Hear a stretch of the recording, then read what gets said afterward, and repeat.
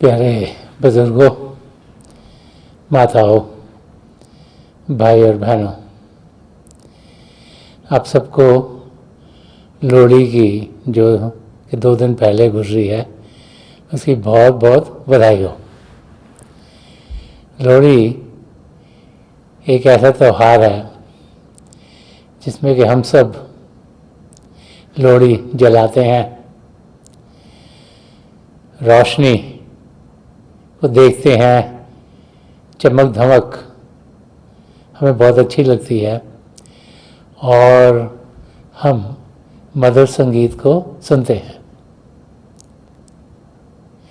मेरी प्रभु के चरण कमलों में ये प्रार्थना है कि हम सब सिर्फ बाहर की लोहड़ी को मनाकर ही खुश ना रहें।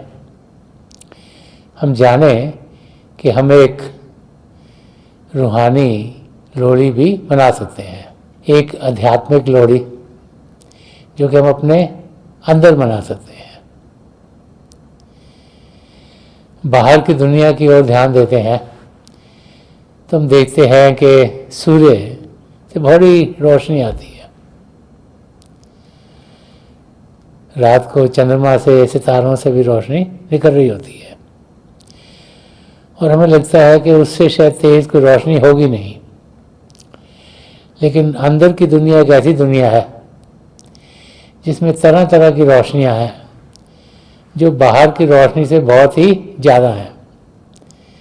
आज तो साइंटिस्ट भी हमें बता रहे हैं कि आउटर स्पेस में जो रोशनियां वो हमारे सूर्य से भी कई गुना ज़्यादा हैं। तो हम सबके भीतर प्रभु ने कुछ ऐसे बनाया है कि अंधेरा ना हो, रोशनी ही रोशनी हो। जब हम अपनी ओर देखते हैं तो हम सोचते हैं कि हम सिर्फ ये शरीर ही हैं। शरीर के भीतर क्या है उसकी जानकारी पुराने ज़माने में होती नहीं थी। आजकल जैसे साइंस ने तरक्की की तो एक्सरे मशीन्स आ गई, MRIs होते हैं, CT स्कैन्स होते हैं। तो जो हमारी हड्डियाँ हैं, हमारे मसल्स हैं, जो अलग अलग ऑर्गन्स हैं हमारे अंदर, उनकी जानकारी हमें होनी शुरू हो गई है। तो इंसान यही सोचता है कि वो सिर्फ मांस का और हड्डियों का ही ढांचा है। हम भूल जाते हैं कि इस शरीर के अंदर रूहानी ताकत भी हो सकती है। वो ताकत जो शरीर को जान दे रही है, वो ताकत जिसका हम अनुभव कर सकते हैं।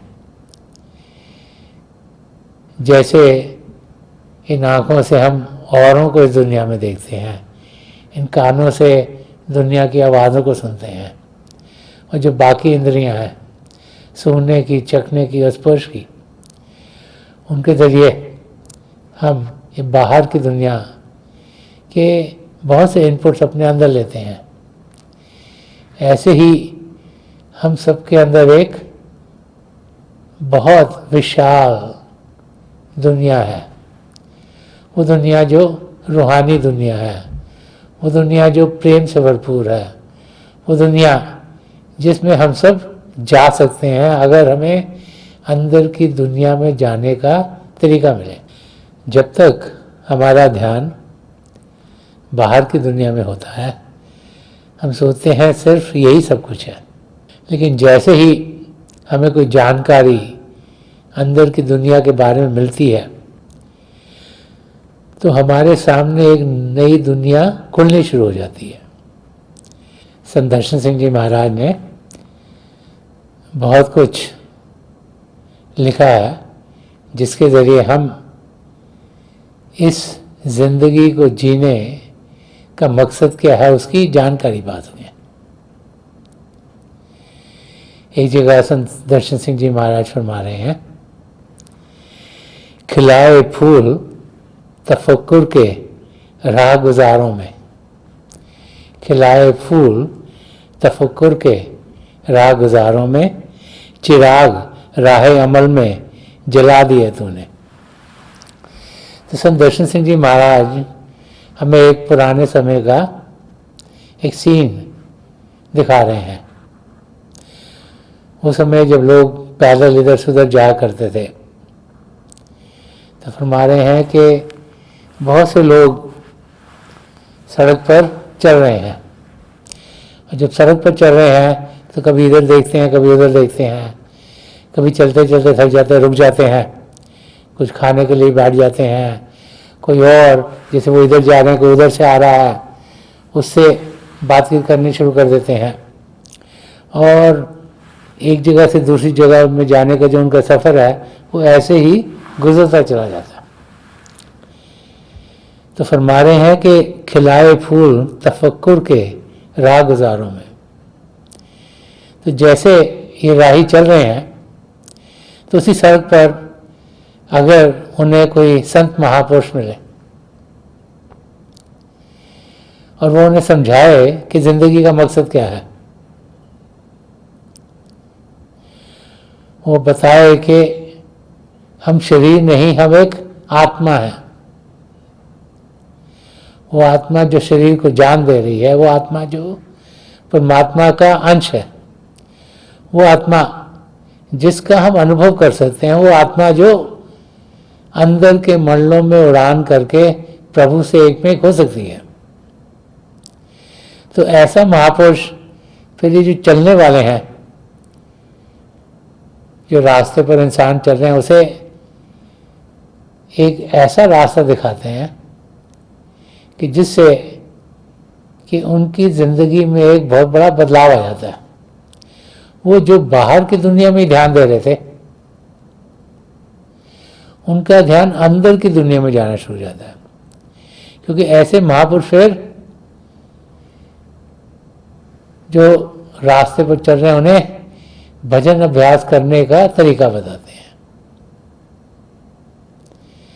वो समझाते हैं कि हमारा ध्यान, जो कि हमारी आत्मा का भारी रूप है, जो हमारी इंद्रियों के जरिए बाहर की दुनिया में जा रहा है,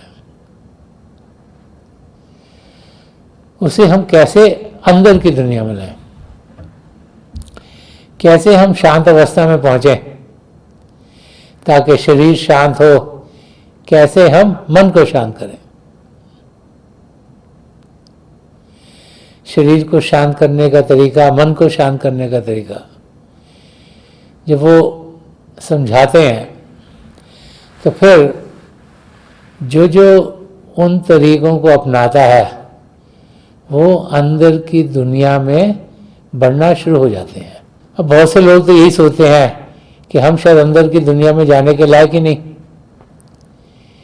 कि अंदर की दुनिया तो शायद संत महापुरुषों के लिए ही बनी है और हम तो सिर्फ बाहर की दुनिया में जीने के लिए आए हैं। लेकिन ऐसे महापुरुष बार बार हमें समझाते हैं कि हमारी जिंदगी में जो मर्जी हुआ हो, हमें उसका फिक्र नहीं करना। संत कृपाल सिंह जी महाराज फरमाया करते थे कि every saint has a past and every sinner a future, कि प्रभु को पाने का रास्ता हर एक के लिए खुला हुआ है। जो पहले हो गया उसका फिक्र ना करें, चाहे हमसे जितनी भी चीज़ें खराब हुई उसका हम फिक्र ना करें। अगर इस समय में हम जो पहले हो गया उसके बारे में सोचते रहेंगे तो हमारी ज़िंदगी ऐसी होगी जैसे कि इंसान दलदल में फंसा हुआ है। जब कोई दलदल में फंसता है तो जितना हाथ पैर मारता है उतने उसमें धंसता चला जाता है। तो जब हम ये वाला समय जो कि चलता जा रहा है, जब इस समय को हम पुरानी चीज़ों की ओर लगाते हैं तो ये समय भी बर्बाद हो जाता है। जो क्षण हमें मिला है, जो प्रेजेंट मोमेंट मिला है, इसका हमें पूरा फ़ायदा उठाना है।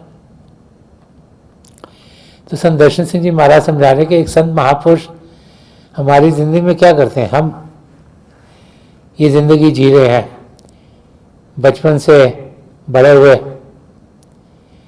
पढ़ाई लिखाई की, हमारी शादी हो गई, हमारे बाल बच्चे हो गए, उनको पालने में लगे हुए हैं, और फिर हमारी उम्र बढ़ती चली जा रही है। तो हमारी पूरी ज़िंदगी अपने आप को संभालने में, अपने परिवार को संभालने में ही गुजर जाती है। और फिर वो क्षण आ जाता है जब हमें इस शरीर को छोड़ना है। तो हमने इस शरीर में आने का जो सुनहरा मौका हमें मिला है, उसका कुछ फ़ायदा उठाया कि नहीं उठाया? महापुरुष समझाते हैं कि ये शरीर बड़े भागों से मिला है।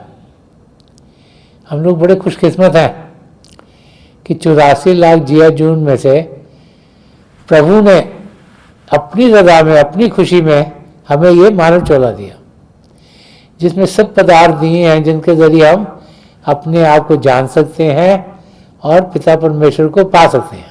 तो हमें इस सुनहरे मौके को गंवाना नहीं है, इसका पूरा पूरा फ़ायदा उठाना है। तो कैसे होगा? संत दर्शन सिंह जी महाराज समझा रहे हैं कि एक संत महापुरुष जब हमारी ज़िंदगी में अपनी तवज्जो देते हैं तो कैसे बदलाव आता है। तो फरमा रहे हैं कि खिलाए फूल तफक्कुर के राहगुजारों में, कि जो इंसान इस ज़िंदगी से गुजरा है, जो बाहर की दुनिया में लगा हुआ है, उसकी ज़िंदगी में भजन सिमरन की दात आपने दे दी। कि ऐसे संत महापुरुष हमें भजन सिमरन करने का तरीका सिखाते हैं, और उससे क्या होता है कि चिराग राहे अमल में जला दिए तूने, कि हमारी ज़िंदगी जो अंधेरी थी उसमें आपने रोशनी कर दी। अब लोहड़ी के दिन रात का समय होता है, अंधेरा होता है, लकड़ियाँ इकट्ठी की जाती हैं और उसमें आग लगाई जाती है तो बहुत रोशनी हो जाती है। ऐसी हम सबकी ज़िंदगी अंधेरे से भरपूर है, क्योंकि जितना ज़्यादा ध्यान हमारा बाहर की दुनिया में रहेगा उतना ही हम असलियत से दूर रहेंगे। तो महापुरुष समझाते हैं कि हमें रोशन होना है, हमें जागृत होना है। और जब हम अंदर की दुनिया में बढ़ने का तरीका जान पाएंगे तभी हम रोशन होंगे, तभी जागृत होंगे, तभी असलियत क्या है उसकी हमें समझ आएगी। क्योंकि जैसे जैसे हमारे कदम अंदर की दुनिया में बढ़ेंगे, हमें अंदर का सुकून, अंदर का प्रेम, अंदर की रोशनी, अंदर का मधुर संगीत, ये सब अनुभव करने को मिलेंगे। हम सबके अंदर प्रभु का चला हुआ शब्द, जैसे अनहद शब्द कहा गया, वो चल रहा है। उसी की बेसिस पे सारी सृष्टि रची गई है। उसके साथ जब हमें जुड़ने का तरीका मिलता है, हम सबके अंदर यहाँ ये शिव नेत्र है, 10वां द्वार है, जैसे सिंगल या थर्ड आई भी कहा गया, जो 2 आंखों के बीच में है। बाकी 9 द्वार शरीर में है जो बाहर की ओर खुलते हैं, ये 10वां द्वार अंदर की ओर खुलता है। जब यहाँ हमें अपने आप को इकार करने का तरीका आ जाए, जब हम अपनी सूरत की धारा, जो हमारा ध्यान बाहर की ओर इंद्रियों के जरिए बैठ रही है, उसको बाहर से अंदर की ओर करते हैं और यहाँ शिव नेत्र पर उसको इकार करते हैं, तो एक नई दुनिया हमारे लिए खुल जाती है। हम रोशनी का अनुभव करना शुरू कर देते हैं, तरह तरह के रंगों की रोशनी, सुनहरे रंग की, सफ़ेद रंग की, लाल, पीला, नीला, हरा, जामुनी या कोई और रंग। शुरू शुरू में ऐसे लगता है रोशनी आकर जा रही हैं, रोशनी के चक्र हैं, क्योंकि हमारा ध्यान इतना टिका नहीं हुआ। लेकिन समय के साथ जैसे जैसे हमारा अनुभव बढ़ता चला जाता है, जैसे जैसे हमारी एकाग्रता बढ़ती चल जाती है, तो हमें ऐसे लगना शुरू हुई जैसे रोशनियाँ टिक गई हैं।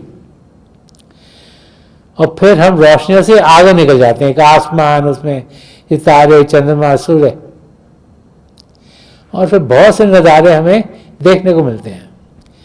और जब उनका हम अनुभव करते हैं तो हमारे अंदर एक शांति की लहर हमें भर देती है, हम आनंद की अवस्था में पहुंच जाते हैं, हम खुशियों से भरपूर रहते हैं।